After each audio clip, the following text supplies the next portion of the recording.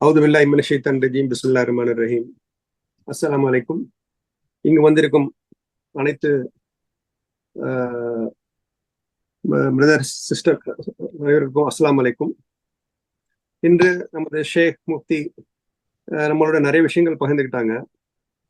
முதல் முதல் ஆரம்பிச்சது போன வாரம் சில கேள்விகள்லாம் வந்துருந்துச்சு, அதுக்கு பதில் சொன்னாங்க.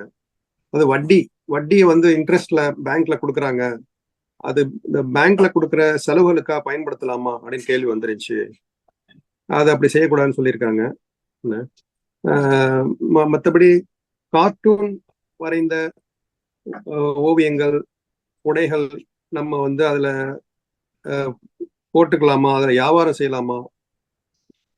அனிமேட்டட் பிக்சர்ஸ் சொல்றாங்க, அது மனிதன் மாதிரி வரையப்பட்ட படங்கள்லாம் நம்ம தொழில்ல கடையில வச்சு விற்கலாமா?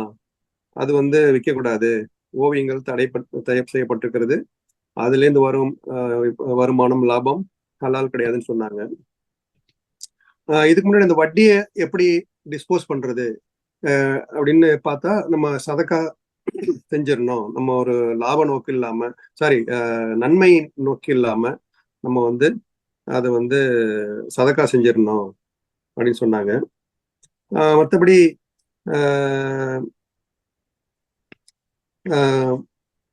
ஒரு தனி மனிதன், சமூகம், நாடு எல்லாம் இப்போ ஹராமான நடவடிக்கையில ஈடுபட்டிருந்தா எப்படி அதுல இருந்து வெளியே வர்றது?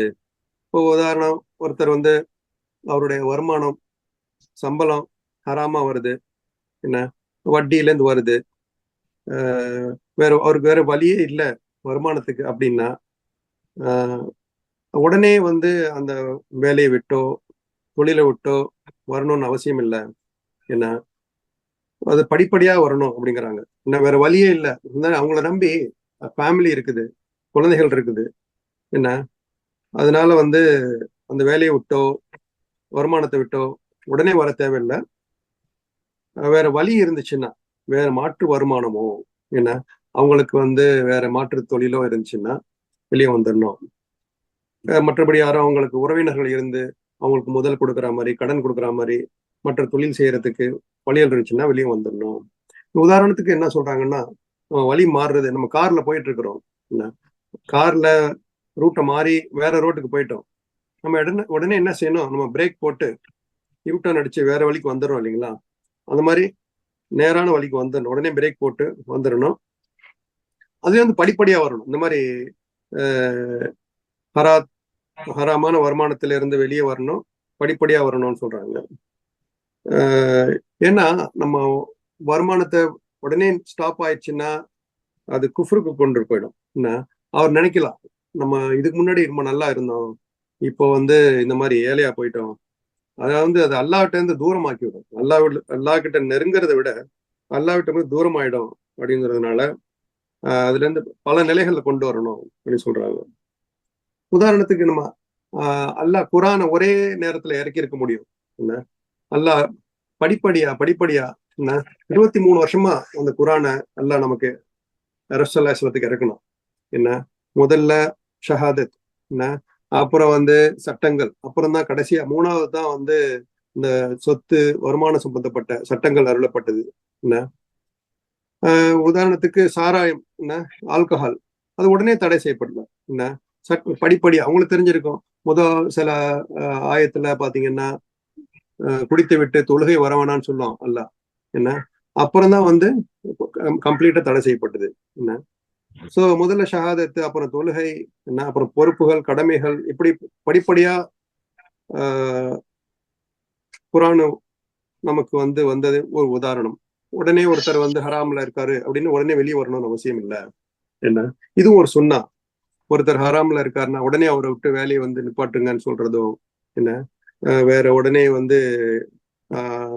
உடனே அல்லாஹ் தாக்கல் வச்சு உடனே இறங்குன்னு சொல்றதோ, நம்ம அது ஒவ்வொருத்தங்களுக்கும் இண்டிவிஜுவலா நம்ம பார்த்து அவங்களால முடியும்னா நம்ம செய்யணும்.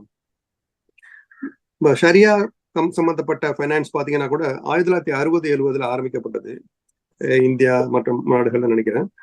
அங்க உடனே அறிமுகப்படுத்தல. என்ன தக்கி உஸ்மானி அப்படிங்கிற ஒரு ஷேக் என்ன பண்ணிருக்காங்க, சொல்லும் போது இதெல்லாம் யாரும் உடனே எடுத்துக்கல. என்ன இது ஐடியாவா தான் எடுத்துக்கிட்டாங்க. அப்புறம் தான் படிப்படியா வந்து இந்த அளவுக்கு இந்த இஸ்லாமிக் ஃபைனான்ஸ் வந்து வளர்ந்துகிட்டு இருக்குது. ரெண்டாவது வந்து அல்லாஹ் சொல்றான், இப்போ பாவம் செஞ்சுட்டோம், ஒரு மனிதன் பாவம் செஞ்சுட்டான் அப்படின்னா ஹுக்குக்குல் இபாதுன்னு ஒண்ணு இருக்கு. ஹுக்குக்குல் அவனோட கிரியேஷனுக்கு கடமைகள் இருக்குது. ஹுக்குல் இபாது நம்ம வந்து ஒரு தொழுகை கடமையாக்கப்படுது. ஒரு குறிப்பிட்ட வயசுல இருந்து நோன்புக்கு நமக்கு கடமையாக்கப்பட்டிருக்கிறது. அந்த தொழுகையோ நோன்போ நம்ம விட்டுருந்தோம்னா அது நம்ம ஒரு கணிச்சு இத்தனை வருஷம் நம்ம தொழுல, இத்தனை வருஷம் நம்ம நோன்பு வைக்கலன்னா நம்ம திருப்பி படிப்படியா நோன்பு வைக்கணும். நான் அவனுடைய அடியார்களுக்கு நம்ம சில கடமைகள்ல தவறு செஞ்சிருந்தோம் அப்படின்னா, அதாவது நம்ம திட்டியிருந்தோம், அவங்க சொத்தை வந்து அபகரிச்சிருந்தோம், அவங்களுக்கு ஏதாவது நம்ம நஷ்டம் ஏற்படுத்தியிருந்தோம்னா அவங்கள்ட்ட இருந்து அதை திருப்பி கொடுக்கணும். அதே இல்லைன்னா அவங்கள்ட்ட இருந்து ஃபர்கிவ்னஸ் மன்னிப்பு கேட்கணும். மன்னிப்பு அப்பதான் வந்து அந்த கடமையை நம்ம ஃபுல்ஃபில் பண்ணுவோம். என்ன பாவங்கள் வந்து பாத்தீங்கன்னா நம்ம நன்மையை ஏவி தீயதை தடுக்கணும். என்ன ஸோ இதுவே தான் நம்ம வந்து இது வந்து நம்ம வீட்டிலேருந்து நம்மள்ட்ட இருந்து ஆரம்பிக்கணும். அக்கம் பக்கம் நாடு அளவுல உலக அளவுல அப்பதான் வந்து மாற்றங்கள் ஏற்படுத்த முடியும். இது வந்து நம்ம க்ரூயிஸ் கண்ட்ரோல்னு சொல்லுவாங்க. கார்ல பாத்தீங்கன்னா நம்ம ஒரு கார் லிமிட் செட் பண்ணிடுவோம். என்ன அந்த லிமிட்டுக்கு மேல போகாம அதை பார்த்துக்குவோம்.